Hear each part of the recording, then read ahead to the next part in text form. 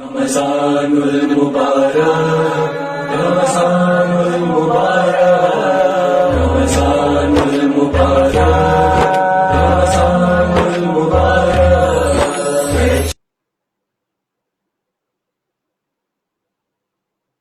بسم اللہ الرحمن الرحیم۔ فبأي آلاء ربكما تكذبان، صدق اللہ العظیم۔ السلام علیکم پاکستان، میں سید فہد اور آپ دیکھ رہے ہیں علماء کے رنگ ہمارے سنگ۔ آج ہمارے مہمان مولانا سبطین سعیدی صاحب موجود ہیں ہمارے درمیان، ہم انہیں خوش آمدید کہتے ہیں۔ السلام علیکم۔ وعلیکم السلام۔ آج کا عنوان بھی پچھلی گزشتہ 2 نشستوں سے جڑا ہوا ہے، اسلام اور نئی نسل۔ جی بالکل، ہمارا جو مقصد، ہمارا جو موٹیو ہے آج کی جنریشن کو اویئرنیس دینا، تو اسی حساب سے ہم نے آج کا بھی عنوان منتخب کیا، اسلام اور نئی نسل۔ ہم مولانا صاحب کی طرف چلتے ہیں اور اپنے سوالوں کا آغاز کرتے ہیں، اور پہلا سوال ہمارا یہ ہے کہ کیا نئی نسل کو اسلامی اخلاقی اصولوں کی طرف راغب کرنے میں ہم اپنا کیا کردار ادا کر سکتے ہیں، یا علماء کرام کس طرح سے کردار ادا کر سکتے ہیں؟ اور علماء کے ساتھ ساتھ میں چاہوں گا کہ آپ بتائیں کہ جو کل ہم نے 4 پلرز کی بات کی تھی، وہ نئی نسل کو اسلام کی طرف راغب کرنے میں کس طریقے سے کردار ادا کر سکتے ہیں؟ اعوذ باللہ من الشیطان الرجیم، بسم اللہ الرحمن الرحیم، نحمده ونصلی ونسلم علی رسولہ الکریم، اما بعد فاعوذ باللہ من الشیطان الرجیم، بسم اللہ الرحمن الرحیم، ان اللہ علی کل شیء قدیر، صدق اللہ العظیم وصدق رسولہ النبی الکریم الامین۔ حمد و صلاۃ والسلام کے بعد میں نہایت ہی واجب الاحترام میرے پیارے بھائی سید فہد حسین زیدی اور AYDF کی پوری ٹیم کو السلام علیکم ورحمۃ اللہ وبرکاتہ۔ وعلیکم السلام۔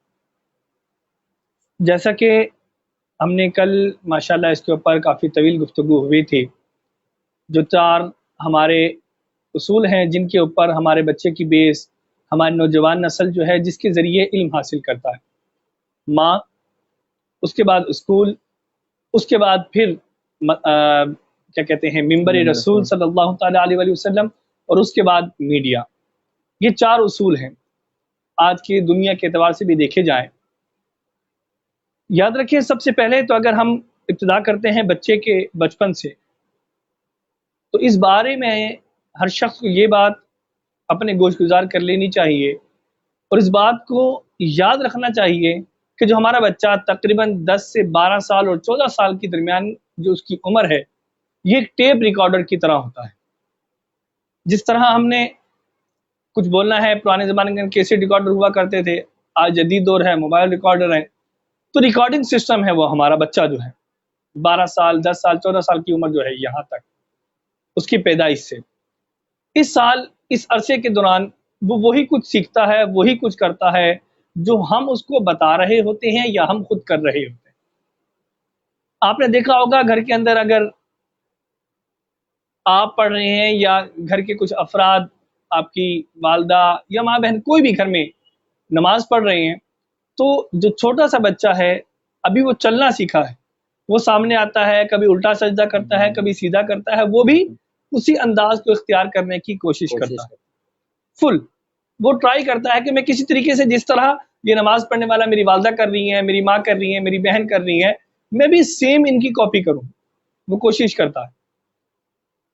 پھر اگر ہم دوسری طرف دیکھیں، ہم قرآن پڑھنے لگتے ہیں تو وہ بچہ ہمارے ساتھ آ کر بیٹھ جاتا ہے، ہم اچھی باتیں سیکھ رہے ہوتے ہیں تو وہ بچہ ہمارے ساتھ موجود ہوتا ہے۔ اب آہستہ آہستہ آہستہ آہستہ اس کا دماغ ان چیزوں کو کیچ کر رہا ہے، ریکارڈ کر رہا ہے، جو اس نے مستقبل میں کرنا ہے وہ اس کو ابھی سے بتا رہا ہے۔ سب سے پہلی تو بات وہی آتی ہے کہ سب سے پہلی درسگاہ ہے وہ ماں ہے۔ اب بچہ وہاں سے سیکھ رہا ہے، ماں ہے یا والد ہیں، وہاں سے وہ سیکھ رہا ہے، گھر والوں کو دیکھ رہا ہے، ان کی روٹین کو دیکھ رہا ہے۔ آہستہ آہستہ آہستہ آہستہ جب وہ سمجھدار ہوتا ہے، سن بلوغت کو پہنچتا ہے، ایک اپنی پہچان بنانے کے قابل ہوتا ہے، اس وقت اس کے بعد وہ پھر ان تمام چیزوں کو دہرانا شروع کر دیتا ہے، اب تک جن چیزوں کو اس نے ریکارڈ کیا تھا، جن چیزوں کو اس نے اپنے اندر محفوظ کیا تھا۔ اب ان عمل کے اوپر وہ بالکل پختہ ہونے لگ جاتا ہے. اس کے بعد بچہ جو ہے وہ ان چیزوں کو آپ چاہے جتنی چاہے مرضی اس کے بعد کوشش کر لیں، جو اس کے ذہن میں باتیں بیٹھ چکی ہوتی ہیں اس کو آپ ختم نہیں کر سکتے. اگر تو آج کی جنریشن کی بات کریں، آج کی جنریشن بہت فاسٹ ہے پچھلی جنریشن کے اعتبار سے. اگر ہم اپنے بچپن کی بات کریں تو حقیقت یہ ہوا کرتی تھی کہ ہمارے اندر اتنی جرأت نہیں ہوتی تھی کہ ہم ایک لفظ کسی اپنے والدین یا بزرگوں کے سامنے بے ادبی کا کہہ سکیں یا ان سے کوئی سوال کر سکیں. وہ ادب کے زمرے میں کہہ لیجئے یا کسی بھی اعتبار سے لے لیجئے. اس وقت ہمارے اندر وہ چیزیں نہیں تھی جو آج کی بچے کے اندر ہے یا نوجوان نسل کے اندر آج کی وہ چیزیں جو موجود ہیں. اگر آج آپ نے کہا اپنے بچے کو سکھایا کہ بیٹا اللہ ایک ہے، تو وہ یہ نہیں کہے گا ٹھیک ہے اللہ ایک ہے، وہ کہے گا اللہ ایک کس طرح ہے، آپ ہمیں بتائیں. آپ کہیں گے اللہ ہے، وہ کہے گا کہاں ہے مجھے دکھائیں. تو وہ آپ سے دلائل مانگے گا، وہ آپ سے سوال پر سوال کرے گا. کیوں؟ کیونکہ آج کی جنریشن پہلے سے بہت زیادہ فاسٹ ہے. جس طرح ہماری ٹیکنالوجی فاسٹ ہو رہی ہے، اسی طرح ہماری آنے والی نسلیں جو ہیں یہ بھی فاسٹ ہوتی چلی جا رہی ہیں. آج چھوٹا سا بچہ ہے، اس کو بھی جدید دور کا موبائل چلانا آتا ہے. آپ مہنگے سے مہنگا موبائل، جدید سے جدید موبائل اس بچے کے سامنے دیں، وہ تھوڑا سا دیکھے گا، اس کے بعد وہ سیکھ جائے گا کہ اس کو چلانا کس طرح، جو آج کے ہمارے بزرگ نہیں سیکھ پاتے. وہ بچہ ایک دن کے اندر، وہ چند گھنٹوں کے اندر، دن تو دور کی بات ہے. مجھے اگر اپنی بات کروں تو میں نے دیکھا اپنے اگر بھانجوں کی طرف یا بتیجوں کی طرف دیکھیں تو اپنے موبائل میں پاسورڈ لگاتے تھے. ہم نے پاسورڈ بڑی چھپا کے پاسورڈ موبائل کھولا تاکہ بچے کو پتہ نہ ہو. تھوڑی دیر بعد آ کے بتاتا تھا ماموں آپ کو بتائیں آپ کے موبائل کا پاسورڈ کیا ہے. تو وہ ایک نظر دیکھ کے اس کو کیچ کر لیتے ہیں، ان کے دین میں فوراً ریکارڈ ہو جاتا ہے کہ یہ چیز ہے، ہم نے اس طرح کرنا ہے تو اس کے موبائل کا پاسورڈ بھی کھل جائے گا، یہ کریں گے تو یہ فنکشن کھل جائے گا. اب اس کے بعد سب سے پہلے تو یہاں پر نوجوان نسل کے لیے، آنے والی نسلوں کے لیے، ہمارے بچوں کے لیے جس نے اس قوم کا مستقبل بننا ہے، ان کے لیے ان کے والدین کے اوپر یہ لازم ہے کہ ان کو وہ تربیت دیں جس سے وہ آگے کا معاشرہ اپنا سدھار سکے. آج اگر آپ دیکھیں اولڈ ہوم بنائے جا رہے ہیں، ابھی تو فی الحال کہ پاک و ہند کے اندر نہ ہونے کے برابر ہے، لیکن آہستہ آہستہ اس کا سسٹم یہ آتا چلا جا رہا ہے. اگر آپ چلے جائیں یورپ کنٹریز کے اندر، امریکہ وغیرہ دوسرے ممالک میں چلے جائیں، وہاں پر اولڈ ہوم بنائے گئے ہیں. ماں باپ بوڑھے ہوئے، گھر سے نکالا، چلو بھی ان کو الگ اولڈ ہوم میں دے دیا. اس کے بعد نہ وہ پوچھتے ہیں نہ کچھ ہے. وجہ کیا ہے؟ ان کی تربیت اس اعتبار سے نہیں کی جاتی. اگر آج ہم اچھا بیج بوئیں گے، اگر آج ہم گندم کا بیج بوئیں گے تو کل ہم گندم کی فصل جو ہے وہ کاٹ رہے ہوں گے. اگر آج ہم نے اپنے بچوں کو یہ سکھایا کہ بیٹا تمہارے چاچے نے ہمیں لوٹ کے کھا لیا، تمہارا فلاں رشتہ دار ایسا ہے، تمہارا ماموں ایسا ہے، تمہارا تایا ایسا ہے، کسی بھی ایوری تھنگ کسی کے بارے میں بات کریں یا فلاں شخص ایسا ہے، تو وہ بچے کے ذہن میں نفرت بہتی چلی جا رہی ہے. وہ بڑا ہوگا، ان بڑوں کا پھر ادب نہیں کرے گا. وہ یہی سوچے گا یہ وہی چاچا ہے جنہوں نے ہمارے ماں باپ کو لوٹ کر کھا لیا تھا، یہ وہی ہیں جنہوں نے ہمارے ساتھ دھوکہ فریب کیا تھا، یہ وہی لوگ ہیں جنہوں نے ہمارے ساتھ غلط کیا تھا. اس کے دل میں نفرت پیدا ہوگی. وہ نفرت کا بیج جو ہے وہ آپ کو پھر بڑھاپے میں کاٹنا پڑے گا.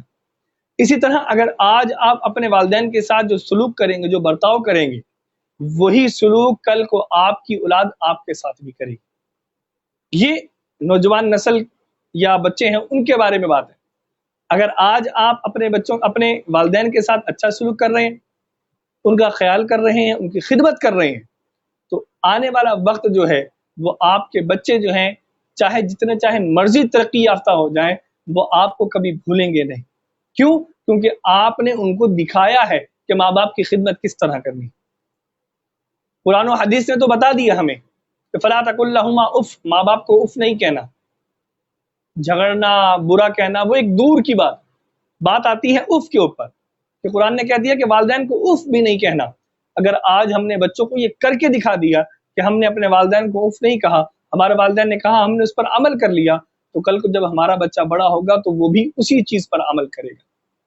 تو سب سے پہلی چیز تو یہ ہو گئی کہ ماں باپ کی ذمہ داری ہے کہ ہمارے خود گھر کے اندر وہ ماحول بنائے کہ بچہ اس کو دیکھ کے، کیونکہ آج کے بچے کے اوپر آپ سختی نہیں کر سکتے. اگر آپ سختی کریں گے تو وہ آپ سے بدظن ہو جائے گا، وہ اس کی عجیب کیفیت ہو جائے گی، وہ آپ کی بات سنے گا نہیں، اگنور کرنا شروع کر دے گا، اس کے ذہن میں آ جائے گا یار ٹھیک ہے، زیادہ زیادہ ڈانٹ پڑ جائے گی، 2 تھپڑ پڑ جائیں گے اور کیا ہوگا، تو اس کے ذہن سے وہ آہستہ آہستہ آپ کا ڈر اور خوف ختم ہوتا چلا جائے گا۔ میری یہاں پر سوچ جو ہے، اگر آپ چاہتے ہیں کہ آپ کا بچہ جو ہے وہ بڑا ہو کر آپ کا ادب کرنے والا بنے، اچھی تعلیم حاصل کرے، تو یاد رکھیں کہ مار سے کبھی بھی بچہ سدھرتا نہیں، کبھی بھی نہیں سدھرتا۔ آپ نے ڈنڈا اٹھا لیا، بچے کو مارنا شروع کیا، ایک دن ایک ڈنڈا مارا، دوسرے دن 2 ڈنڈے مارے، تیسرے دن 3، ایک دن آتا ہے کہ بچہ کہتا ہے یار 2 ڈنڈے ہی پڑنے ہیں اور کیا ہونا ہے، تو وہ بچہ اس چیز کو وہ عادی ہو چکا ہوتا ہے، وہ اس کے اوپر اپنے اوپر حاوی کر لیتا ہے، ٹھیک ہے بھائی 2 ڈنڈے کھا لیں گے اللہ مالک، رات کو دیر سے گھر آئیں گے، اپنی مرضی کریں گے، جو بھی آئے گا عیاشی کریں گے، تو وہ بچے کی سوچ بن جاتی ہے، بچے کی ایک بن جاتی ہے۔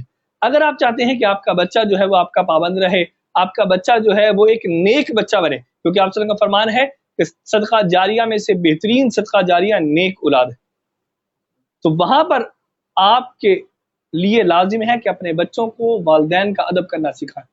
وہ کیسے سیکھے گا؟ جب آپ خود ادب کریں۔ بچوں کے اوپر ایسا رعب ہو کہ جب بچہ اپنے والدین کو دیکھے تو اس کی نگاہیں جو ہے وہ ادب سے جھک جائیں، ڈر اور خوف سے نہ جھکے، کیونکہ ڈر اور خوف کی نگاہیں جو ہیں وہ وقتی طور پر جھکتی ہیں، لیکن جب طاقت آتی ہے وہ بھی آنکھیں اٹھ جاتی ہیں، وہ آپ کے ادب سے جھک جائیں۔ تو یہ تربیت اس وقت آپ دے سکتے ہیں جب خود گھر کا ماحول ایسا بنائیں، جب آپ خود قرآن پڑھ رہے ہوں گے، جب خود نماز پڑھ رہے ہوں گے، جب خود ارکان اسلام کو بجا لے کر آ رہے ہوں گے، بڑوں کا ادب کر رہے ہوں گے، تو آہستہ آہستہ وہ بچہ اسی چیز کو دیکھے گا، پھر اسی کو فالو کرنا شروع کر دے گا، اسی پر عمل کرتا رہے گا، پھر اسی کی طرح وہ سیکھے گا۔ جب بڑا ہوگا تو اس پر عمل کرتے ہوئے وہ آپ کا ادب بھی کرے گا، آپ کا خیال بھی کرے گا، اور دین کے مطابق اپنی زندگی کو بسر بھی کرے گا، اور آپ کا آخرت میں جانے کا سبب بھی آخرت میں نجات کا سبب بھی بن جائے گا۔ تو یہ والدین کے اعتبار سے۔ اسی طرح باقیوں کی بھی یہی ذمہ داری ہے جس طرح ماں باپ کی ہے، کہ جب ان تک وہ چیز پہنچتی ہے۔ اب دیکھیں کہ اکثر مساجد کے اندر جب کوئی چھوٹی محفل ہوتی ہے یا کوئی بھی محفل ہوتی ہے تو بچے سب سے زیادہ نظر آئیں گے، مساجد میں اس کے علاوہ بھی بچے سب سے آگے لائن میں نظر آتے ہیں۔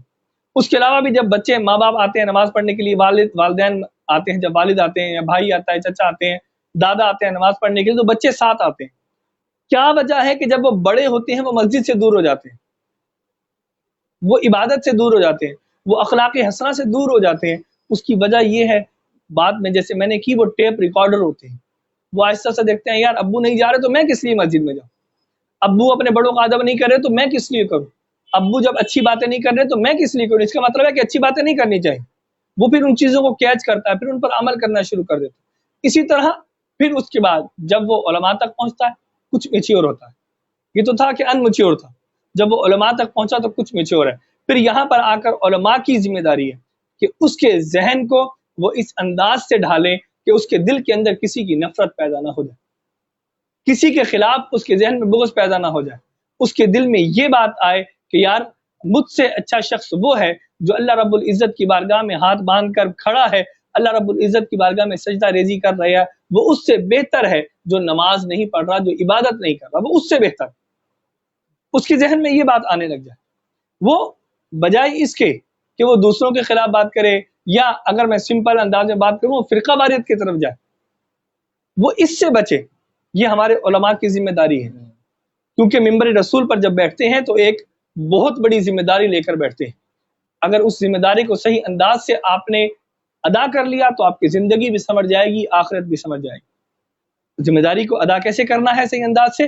کہ آپ نے جو سامنے موجود ہے، چاہے وہ نوجوان ہے، چاہے بچہ ہے، چاہے بزرگ ہے، کوئی بھی آگے موجود ہے، تو ہمارے جو علماء ہیں جو ممبر رسول پر بیٹھے ہیں، ان کی ذمہ داری ہے کہ وہ ان کو اخلاق کے بارے میں بتائیں، وہ ان کو اسماء حسنہ کے بارے میں بتائیں، وہ ان کو آپ صلی اللہ تعالیٰ علیہ وآلہ وسلم کی تعلیمات کے بارے میں بتائیں، وہ ان کو حضرت امام حسن امام حسین کا بچپن کے بارے میں بتائیں، حضرت علی المرتضیٰ رضی اللہ تعالیٰ عنہ آپ کے بچپن کے بارے میں بتائیں، صحابہ کرام کے بارے میں بتائیں کہ ان کی زندگی اس طرح ہوا کرتی تھی۔ جب ہم اپنے بچوں کو ان بارے میں ترغیب دیں گے، ان باتوں کے بارے میں ان کو سکھائیں گے، تو مجھے یقین ہے، یقین کیا حتی الامکان یہ حقیقت ہے کہ ہمارا بچہ جو ہے وہ اسی چیز کو حاصل کرے گا، اور وہ بھی کامیابیوں کی سیڑھیوں کو چڑھتا چلا جائے گا، وہ ایک اچھی بنیاد کی طرف بڑھے گا۔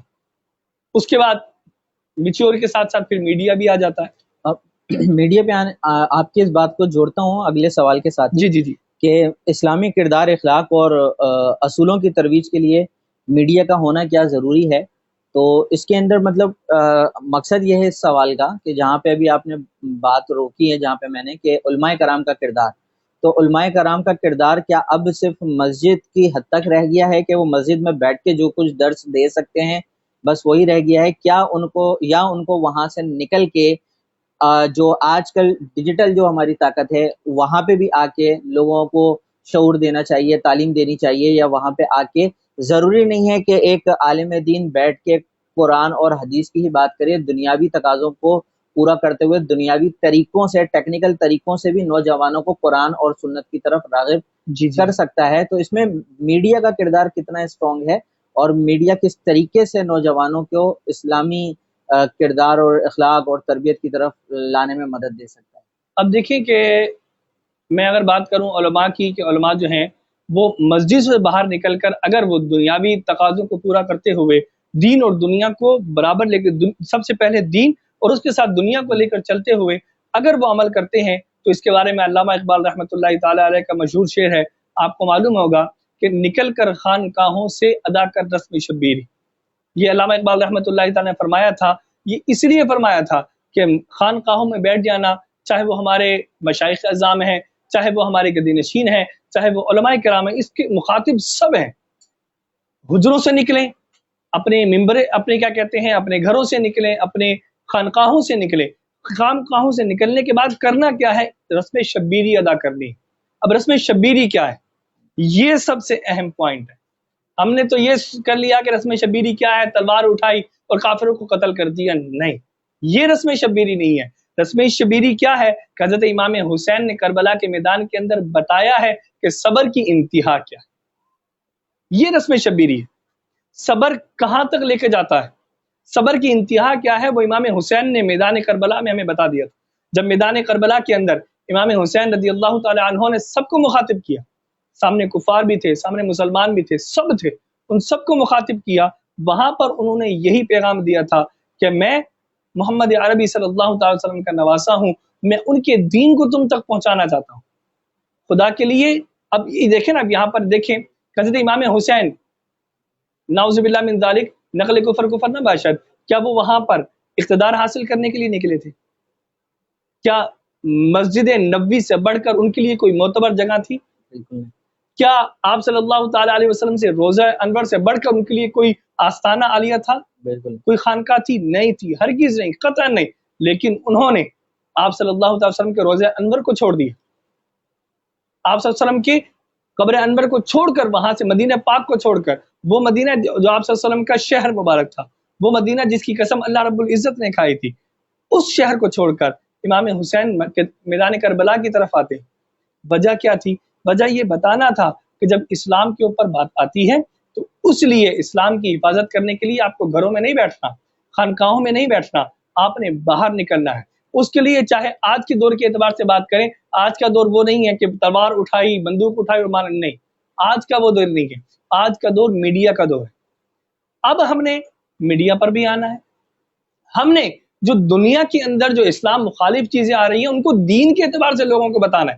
لوگوں کو بتانا ہے کہ بھی تجارت کس طرح کرنی ہے، اس کو دین کا تجارت کا اصول موجود ہے کہ تجارت کس طرح کی جاتی ہے. آپ صلی اللہ علیہ وسلم خود تجارت کیا کرتے تھے، احادیث مبارکہ موجود ہے. حضرت اما خدیجہ الکبریٰ رضی اللہ تعالی عنہا کے حوالے سے آپ سامان لے کر جاتے تھے، تجارت بھی کی ہے آپ صلی اللہ تعالی وسلم نے. اس کے علاوہ صحابہ کرام کا طریقہ کار بھی یہی ہوا کرتا تھا.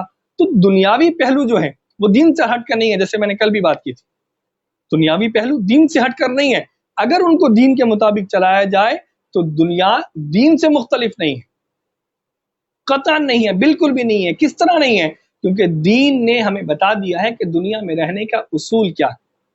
حضرت امام حسین کی زندگی کو دیکھیں، یا صحابہ کرام کی زندگی کو دیکھیں، یا آپ صلی اللہ علیہ وسلم کی زندگی کو دیکھیں، وہاں سے معلوم ہوتا ہے کہ ہماری زندگی کیا ہے.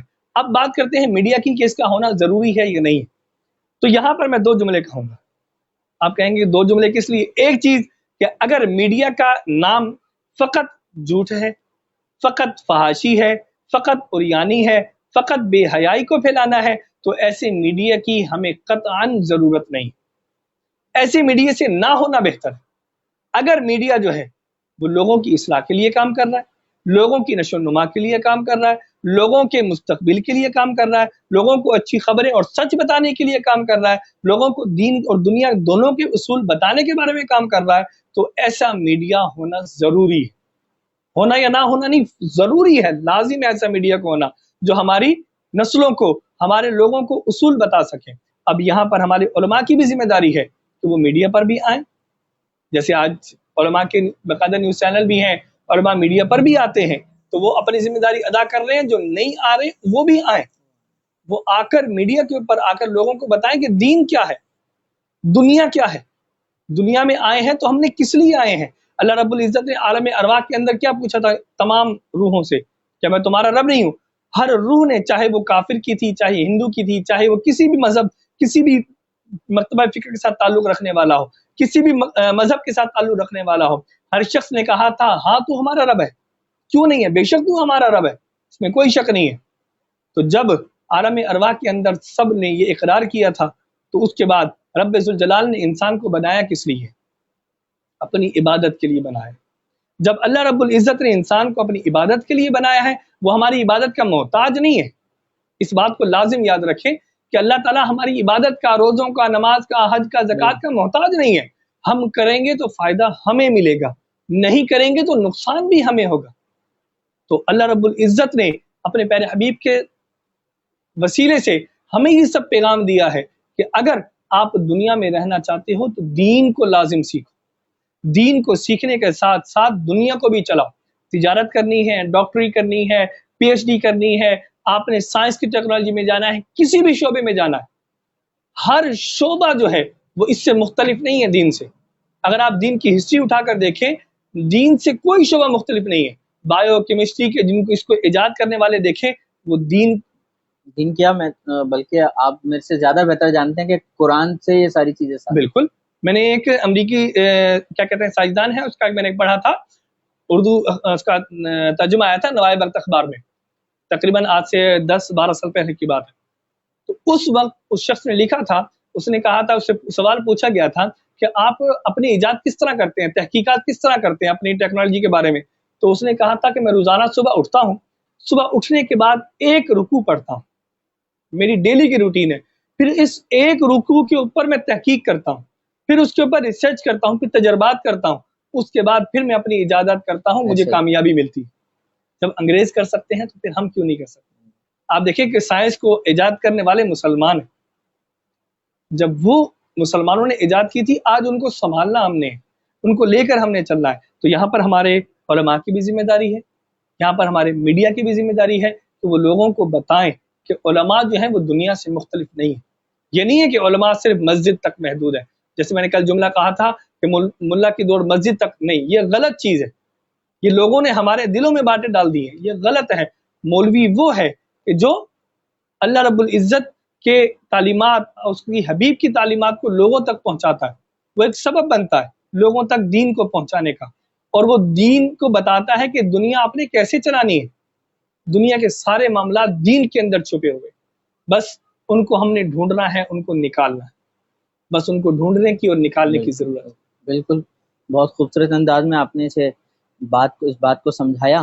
اسی میں تھوڑا سا آگے اگر بڑھیں تو میرے ذہن میں ایک چیز آتی ہے کہ آج اس وقت جو ہمارے پاکستان کے ٹاپ 15 to 20 چینلز ہیں جو مارننگ میں اپنے شوز دیتے ہیں، جنہیں ہم نے آج کل نام دیا ہوا ہے مارننگ شو کے نام سے، تو ان میں ایک چینل ہمیں ایسا نظر آتا ہے کہ صبح صبح ایک ہوسٹ ہوتا ہے، ان ہوسٹ کے سامنے ایک عالم دین ہوتا ہے، ایک ناتخواں ہوتا ہے، ڈاکٹر انیک کی میں بات کر رہا ہوں۔ بالکل۔ تو بڑا حیران ہم ہوئے کہ اس دور میں یہ صبح صبح ایسا شو لے کے آ گئے، یہ تو تھوڑے دن ہی چلے گا اور یہ فلاپ ہو جائے گا، اور یقیناً کچھ دنوں بعد یہاں پہ بھی ایک روایتی شو آئے گا، لیکن وہ ڈے فرسٹ سے آج تک وہ شو مسلسل چلا آ رہا ہے۔ تو اس کے اندر دیکھیں، اس چینل کا جو مالک ہوگا یا اس چینل کو رن کرنے والے جو لوگ ہوں گے، جو پالیسی میکرز ہوں گے، ان کی پالیسی کے تحت ہی صبح 7 بجے یہ شو آتا ہوگا نا، 2 گھنٹے کا۔ تو ہمارے اور جو چینلز ہیں ادھر کے پالیسی میکر یا آنرشپ کی طرف یہ نہیں ہے، انہوں نے بولا انٹرٹینمنٹ کی چیزیں ہونی چاہیے، تو یقیناً اس کے پالیسی میکر یا اس کے آنرشپ کا ذہن کہیں نہ کہیں اسلامک ہوگا، کیونکہ اس شو کے بعد جو چیزیں شروع ہوتی ہیں وہ نارمل اسی طریقے سے ہوتی ہیں جیسے اور چینلز پہ ہوتی ہیں، جی نیوز جی کی ہو گئی، اور اگر انٹرٹینمنٹ، ویسے اس چینل پہ انٹرٹینمنٹ ہے نہیں، لیکن نیوز سے ریلیٹڈ جو طریقہ کار باقی چینل کا ہے اس کا بھی وہی وہی ہمیں نظر آتا ہے، لیکن صبح کی ابتدا انہوں نے ایک اسلامک طریقے سے کی ہے۔ تو کیا ہمارے اسلامک اسکالرز یا ایسے اسکالرز، آپ دیکھیں بڑے بڑے اسکالرز انڈیویجول سطح پہ اپنی شخصیت کی وجہ سے فیمس ہوئے، اور پھر انہوں نے ایسا کارواں بنایا کہ بڑے بڑے ادارے بنا لیے، جی بڑے بڑے ادارے بنا لیے، یہاں تک کہ انہیں یونیورسٹی لیول تک کا بھی درجہ مل مل گیا، ایک شہر سے دوسرا شہر، دوسرے شہر سے تیسرا شہر، یہاں تک کہ اور ممالک تک میں انہوں نے اپنے ادارے بنا لی۔ بنا لیے۔ تو کیا وہ ان اداروں کو چلانے کے لیے یقیناً اپنے دوستوں سے، اپنے لوگوں سے، اپنے چاہنے والوں سے فنڈ کریٹ کرتے ہوں گے؟ تو وہ اس طرف کیوں نہیں آ رہے کہ اسی طرح سے فنڈ کریٹ کر کے یا پارٹنرز بنا کے ہم اچھے ذہنیت والوں کی پالیسی کو اپناتے ہوئے ہم ڈیجیٹل چینلز کی طرف کیوں نہیں آ رہے، اوپن کیوں نہیں کر رہے، اور اس میں باقی چیزیں ہم ویسے ہی رکھیں، خبریں وغیرہ ہر چیز، لیکن کوئی دن کے 24 گھنٹے کے کوئی 4-5 گھنٹے ہم ایسے اس کے اندر رکھ سکتے ہیں کہ جس سے ہمارے نوجوانوں کو اسلام کی طرف راغب کیا جائے۔ ہم صبح 7 بجے جب تیار ہوتے تھے تو 7 بجے سے پہلے پی ٹی وی کی بیل بج رہی ہوتی تھی، ٹی وی کھول کے چھوڑ دیتے تھے، ایک بیل بجتی تھی، پھر ایک دوسری طرح کی بجتی تھی، آخر میں پی ٹی وی کا لوگو آتا تھا تو ہمیں پتا ہوتا تھا بس تلاوت آنے والی ہے، پھر تلاوت آ جاتی تھی۔ اس تلاوت کے دوران والدہ تیار کرا رہی ہیں یا ہم خود تیار ہو رہے ہیں، تلاوت بھی کانوں میں گونج رہی ہے، ترجمہ بھی گونج رہا ہے، تھوڑی دیر بعد چاچا جی آ جاتے تھے، مستنصر حسین طاہر صاحب، جی اور وہ پھر ایک باتیں کچھ اچھی اچھی بچوں کی کرتے تھے، بچوں کو کچھ سکھانے کے لیے کرتے تھے، پھر ورزش آتی تھی، جی پھر ایک سبجیکٹو نہ بھی کہیں انٹرٹینمنٹ کے لیے ایک 7:20 یا 25 منٹ پہ 5-6 منٹ کا ایک کارٹون آتا تھا، اور 7:30 بجے سے لے کر 7:45 کے درمیان سب بچے اپنی وینز میں یا ماں باپ کے ساتھ نکل جاتے تھے۔ جی آج مارننگ اگر ہوتی ہے تو یا تو چینلز پہ وہ بریکنگ نیوز آ رہی ہوتی ہیں تو ہمارے بڑے دیکھ رہے ہوتے ہیں، بچوں کے کانوں میں وہی چیز آ رہی ہوتی ہے کہ پاکستان میں یہ ہو گیا تو دنیا میں یہ ہو گیا، وہ ہو گیا، یا پھر جن بچوں کے ہاتھ میں ریموٹ ہوتا ہے، جن کے والدین کو پرواہ نہیں ہوتی، تو انہوں نے وہی کارٹون چینل لگائے ہوئے ہوتے ہیں جو ہماری نسل کو بہکا رہے ہیں یا بالکل دوسری طرف لے کے جا رہے ہیں، کیونکہ جو یہودی ایجنڈا ہے اس نے ہر طرف اپنے پنجے جو ہیں بالکل گاڑے ایسے ہوئے ہی۔ ہیں، کارٹونز کی صورت میں بھی بچوں کو بہکایا جا رہا ہے۔ تو ان شارٹ کہ وہ جو اسلامک اسکالرز یا جو بڑے لوگ ہیں وہ کیوں آپ کیا سمجھتے ہیں کہ کیا وجہ ہے ابھی تک اتنے جدید دور میں سب کو پتہ ہے 5th جنریشن وار ہے، کس طریقے سے اسلام کے دشمن اسلام کے اوپر غالب ہوتے جا رہے ہیں، نئے نئے فتنے پیدا کرتے جا رہے ہیں، تو وہ کیوں اس طرف نہیں آ رہے، کیوں وہ یہ میڈیا کی طاقت کو اپنا نہیں رہے؟ ماشاءاللہ آپ نے بڑے تفصیلی انداز میں سوال کیا ہے۔ اس کا اگر میں بات کی ابتدا کروں آپ کے آخری جملے سے کہ 5th جنریشن وار یہ ہے کیا چیز، سب سے پہلے تو یہ سمپل انداز میں اگر میں سمجھاؤں، اس کی تفصیل تو بہت طویل ہے، آپ ماشاءاللہ بہت بہتر انداز میں جانتے ہیں، لیکن اگر مختصر انداز میں سمجھاؤں آپ کو کہ 5th جنریشن وار کیا ہے۔ آپ کا بچہ آپ کے ساتھ یا گھر والوں کے ساتھ، اپنی والدہ کے ساتھ یا دادی کے ساتھ مارکیٹ میں گیا، اس نے مارکیٹ میں دیکھا ایک چھوٹا سا کھلونا ہے، کارٹون ہے، چھوٹا بھیم، اٹھایا اس نے، میں نے یہ لینا ہے، مجھے چھوٹا بھیم پسند ہے، اس کی والدہ نے یا دادی نے نانی نے لے کے دے دیا، اس نے اٹھایا اور اٹھا کر اوپر کر کے اونچا کر کے رکھ دیا، وہ ان کا بھگوان ہمارے گھر میں ہمارے قرآن کے برابر میں آ کے کھڑا ہو، انہوں نے اپنے بھگوان کو ہمارے گھر میں پہنچا دیا۔ یہ 5th جنریشن وار ہے، انہوں نے ہمارے بچوں کے دل میں ڈال دی، ان کی محبت پیدا کر دی۔ اب بات وہی ہے کہ ہم اس چیز کو سمجھ ہی نہیں پا رہے، ہمارا بچہ دیکھ رہا ہے جی وہ چھوٹا بھیم دیکھ رہا ہے، دوسرے کارٹون وغیرہ جو بھی ہیں جو دوسری طرف لے کے جا رہے ہیں، ہمارا بچہ ان کو بڑے شوق سے دیکھ رہا ہے کہ یہ کارٹون مجھے پسند ہے، وہ ہم یہ نہیں دیکھ رہے کہ ان کے اندر تربیت کیا کی جا رہی ہے بچے کی، اس کے سامنے لوگ آ رہے ہیں ان کی پوجا کر رہے ہیں، ہمارا بچہ وہی سیکھ رہا ہے۔ تو یہاں پر اب جو ہمارے اسکالرز، جو ہمارے علماء حضرات، مفتیان کرام جو ہیں، وہ انہی نیوز چینل سے یہی سے ترقی یافتہ ہو کر پیچھے ہٹ گئے ہیں یا آگے مزید ترقی نہیں کرنا چاہتے، تو یہاں پر فقط میں یہی کہوں گا کہ سوچ کا فقدان ہے، کہ سمجھنے کا فقدان ہے، آگے بڑھنے کا فقدان ہے۔ وہ ہم نے اپنی سوچ کو، ایک جملہ کہا جاتا ہے کہ جتنی چادر ہو اتنا پاؤں بڑھائیں، تو یہاں پر میری اپنی سوچ اس کے اپوزٹ ہے. میں کہتا ہوں آپ پاؤں بڑھائیں گے تو چادر بھی بڑھے گی. آپ نے کیا لیا کہ یار میری سیلری 10,000 روپے ہے, میں نے 10,000 میں گزارا کرنا ہے. جب تک آپ 12,000 کمانے کی کوشش نہیں کریں گے تو کیسے آپ کی آمدنی بڑھے گی؟ آپ نے سوچ لیا میں نے 10,000 کمانے, تو آپ 10,000 کمانے میں لگ جائیں, جو مرضی ہو جائے, آپ ترقی نہیں کر سکتے.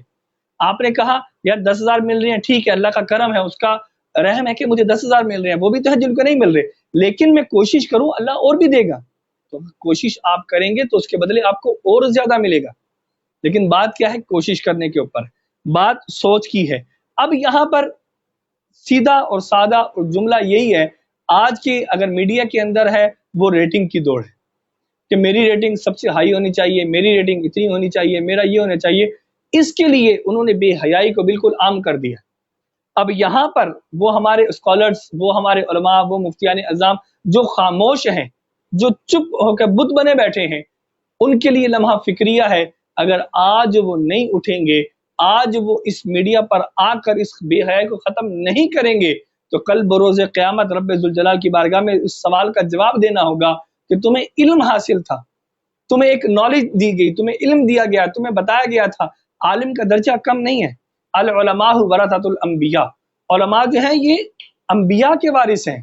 تو ایک شخص کسی بڑے کا وارث ہو تو بڑی بات کہتا ہے میں فلاں کا وارث ہوں. تو ہم جو ہیں, ہم علماء جو ہیں, وہ علم رکھنے والے جو ہیں, وہ نبیوں کے وارث ہیں. یہ کوئی چھوٹا مرتبہ نہیں ہے. اب ہمارے ان کے لیے اپنی سوچ کو وسیع کرنے کی ضرورت ہے. یہاں پر عملی میدان میں باہر آنے کی ضرورت ہے. یہاں پر باہر نکل کر اب رسم شبیری ادا کرنے کی بات ہے, اپنے گھروں میں نہیں بیٹھنا. اب یہاں پر ہم نے باہر نکلنا ہے, لوگوں کو بتانا ہے کہ ہمارا بچہ یہ غلط کر رہا ہے. جب تک ہم نہیں بتائیں گے لوگوں کو کیسے معلوم ہوگا؟ ایک عام شخص جو ان پڑھ ہے, جس کو دنیاوی تعلیم نہیں ہے, دینی تعلیم کچھ بھی نہیں جانتا, دیہڑی دار مزدور ہے, کسی کمپنی میں ورکر ہے, ملازم ہے, کام کرتا ہے, یا کسی شخص کے ہاں نوکری کرتا ہے, کوئی بھی جاب کرتا ہے, یا نوکر ہے کہیں پر, تو اس کو نہیں معلوم کہ دین اور دنیا کیا ہے. اس کو اتنا معلوم ہے کہ اللہ ایک ہے. اگر وہ اللہ رب العزت کو ماننے والا ہے, مسلمان ہے, تو اس کو اتنا تو معلوم ہے کہ اللہ ایک ہے, اس کی نماز ہی پڑھنی ہے. نماز پڑھنے کا طریقہ اس کو صحیح نہیں آتا, اس کو سمجھانا کس نے ہے؟ علماء نے سمجھانا. یہاں پر اب ذمہ داری لوگوں کی بھی آتی ہے. وہ کیا کہ علم حاصل کرنا ہر شخص پر لازم ہے. علم حاصل کرنا ہر شخص پر لازم ہے کہ اتنا علم کم سے کم جس سے وہ اپنی زندگی کو سنوار سکے. جب وہ اتنا علم حاصل کر لیتا ہے, اتنا علم حاصل کرنے کے لیے اپنے قدم کو بڑھاتا ہے, اور علماء اس کی صحیح انداز میں رہنمائی کرتے ہیں. اب یہاں پر میں تھوڑی سی بات کو دوسری طرف بھی لے کے چلتا ہوں. یہاں پر یہ سوال بھی, میں خود ایک سوال اٹھا کر اس کی جواب بھی دیتے چلوں. کچھ لوگ یہ بھی کہیں گے یار آپ کہتے ہو کہ علماء کے پاس جائیں, ان سے سوال کریں, وہ آپ کو دین کے بارے میں سمجھائیں گے. وہ کہیں گے کسی بھی مکتبہ فکر کے پاس جاتے ہیں, وہ اپنی بات سنانے لگ جاتا ہے. وہابی کہے گا میں سچا ہوں, دیوبندی کہے گا میں سچا ہوں, اہل حدیث کہے گا میں سچا ہوں, بریلوی کہے گا میں سچا ہوں, سنی کہے گا میں سچا ہوں, اہل تشیع کہے گا میں سچا ہوں. تو وہ عام شخص جو دنیا اور دین کے بارے میں نہیں جانتا, دین کے بارے میں صحیح سے معلومات نہیں رکھتا, وہ کہے گا میں کس طرف کو جاؤں. اس کے لیے میں ایک چھوٹا سا ایک اس شخص کے لیے پیغام دینا چاہوں گا کہ میرے بھائی آپ کو پریشان ہونے کی ضرورت نہیں ہے. جدید ٹیکنالوجی ٹھیک ہے, یہ اپنی جگہ موجود ہے, اس سے فائدہ اٹھا سکتے ہیں, لیکن ایک سادہ اور سمپل آپ کو طریقہ بتاتا ہوں. قرآن مجید اٹھائیں, اٹھا کر اس کو پڑھیں. پڑھنے کے ساتھ ساتھ جہاں پر آپ کے دل میں سوال پیدا ہوتا ہے, اس سوال کا جواب ڈھونڈنے کے لیے علماء کی خدمت حاصل کریں, علماء سے رجوع کریں. اب پھر بھی اگر آپ کے ذہن میں بات آتی ہے تو وہاں پر قرآن مجید کا ترجمہ اٹھائیں. جس قرآن مجید کے ترجمے کے اندر اللہ اور اس کے رسول کا ادب نظر آ جائے تو سمجھ لیجئے گا کہ یہ ہمیں صحیح راستے کی طرف لے کے جائے. میں نہیں کہتا کہ وہابی غلط ہے یا دیوبندی غلط ہے یا بریلوی غلط, میں کسی کو غلط نہیں کہتا, نہ میں فرقہ واحد پھیلانے کے لیے ہوں. میں کہتا ہوں قرآن مجید اٹھائیں, فیصلہ عوام خود کرے. یہ ہاں یہاں پر اس چیز کو لازم رکھنا ہے کہ جو قرآن مجید اٹھا رہا ہے, جو سمجھ رہا ہے, جو سمجھنے کی کوشش کر رہا ہے, اس کے اوپر لازم ہے کہ کم سے کم وہ قرآن مجید کو سمجھنے کی طاقت رکھتا ہو. اس کے الفاظ, کیونکہ قرآن مجید کی آیات کی 3 قسمیں, آیات مشابہات, آیات مقطعات اور آیات عام آیات جو ہیں. اب آیات مقطعات الف لام میم حامیم یہ حروف جو ہیں, آیات مشابہات وہ آیات جو مشابہت رکھتے ہیں کچھ دوسرے معنی کے ساتھ, اب ان دو کا ہم ترجمہ نہیں سمجھ سکتے، عام آیات کا ترجمہ سمجھ سکتے ہیں، تو یہاں پر علماء کی خدمت حاصل کریں، علماء سے رجوع کریں، علماء آپ کو صحیح طریقے سے گائیڈ کریں گے، جو صحیح گائیڈ نہیں کرے گا وہ اپنی آخرت کا ذمہ دار کیوں ہوگا؟ اگلے دن ایک نیوز چینل پر روزے کے متعلق سوال پوچھا گیا، تو وہاں پر اس عالم دین نے کیا خوبصورت جواب دیا، آپ کو بھی علم میں ہوگا، اس نے جواب دیا، اس نے کہا ٹھیک ہے، میرے خیال میں کل آپ نے بھی یہی بات کی تھی شاید، میرے خیال میں مجھے یاد آیا، اس شخص نے کہا کہ آپ جس مکتبہ فکر کو جانتے ہیں، آپ جو آپ کے قریبی امام مسجد ہے، آپ اس امام کے پاس چلے جائیں، اگر آپ اس کے اوپر یقین ہے، اس کے پیچھے نماز پڑھتے ہیں، تو جو وہ بات بتا دے، کیونکہ ٹیکے کے اوپر علماء کا اختلاف موجود ہے روزے کی حالت میں، بعد نکاح ٹوٹ جاتا ہے، بعد نکاح نہیں ٹوٹتا، تو وہاں پر جو آپ کے قریبی امام مسجد ہے آپ اس سے رجوع کریں، آپ کو وہ بتاتا ہے کہ روزہ ٹوٹ جاتا ہے تو پھر روزہ ٹوٹ جائے گا، اگر آپ اس کی بات پر یقین کرتے ہیں، اگر وہ کہتا ہے روزہ نہیں ٹوٹتا تو روزہ نہیں ٹوٹے گا، اس کا ثواب اور اس کا گناہ جو ہے وہ شخص کے اوپر چل جائے گا جس نے غلط مسئلہ بتایا ہوگا، صحیح یا غلط جو بھی بتائے گا اس کے اوپر چلا جائے گا، تو یہاں پر علماء کے پاس جائیں، اگر علماء آپ کی رہنمائی صحیح نہیں کرتے تو آپ نے اپنا کام کر دیا، آپ نے اپنے علم حاصل کرنے کے جو فرض تھا وہ اس کو ادا کر دیا،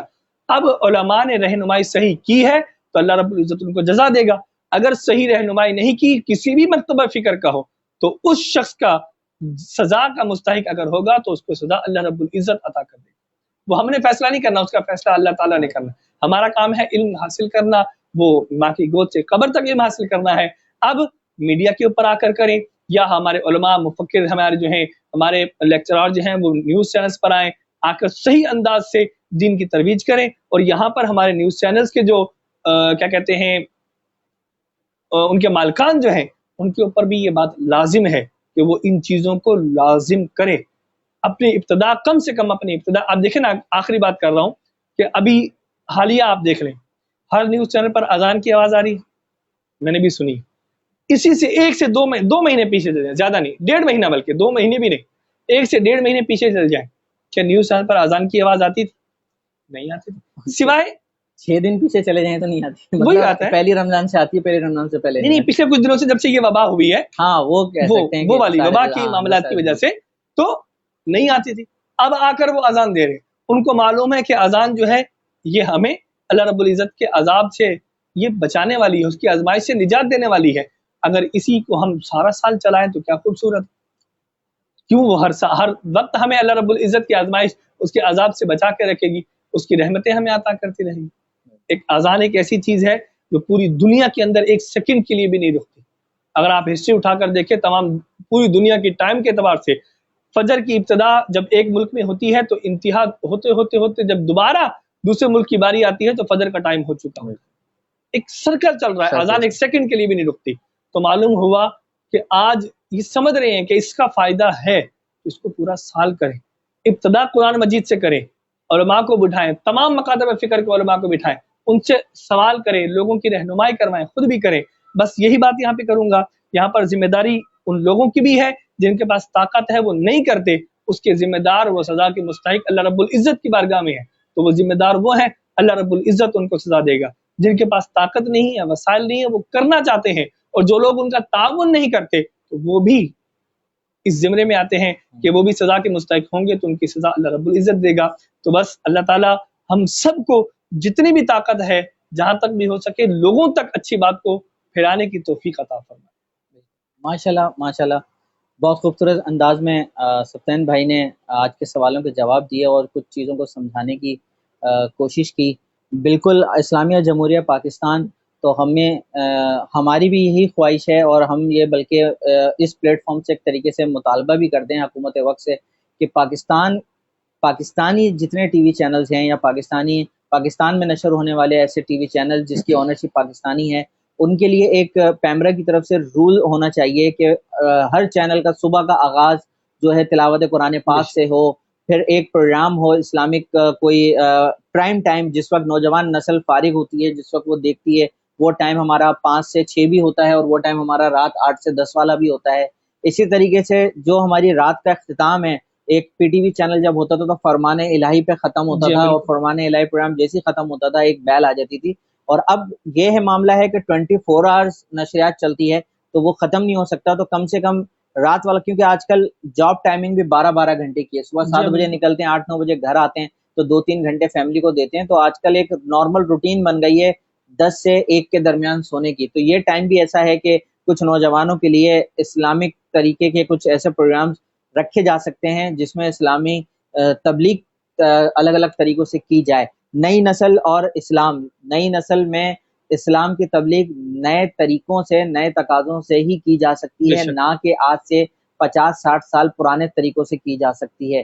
جیسا کہ آج کی باتوں کا آغاز ہوا تھا کہ جس طریقے سے دور تیزی سے آگے بڑھ رہا ہے، ایڈوانس دور ہو رہا ہے، آنے والی نسل بھی اسی طریقے سے، اسی تیزی کے ساتھ ایڈوانس ہے اور آگے بڑھ رہی ہے. تو اسی طریقے سے اس کا مقابلہ کرتے ہوئے ہمیں اسلام کی تبلیغ کے طریقوں کو چینج کرنا ہوگا.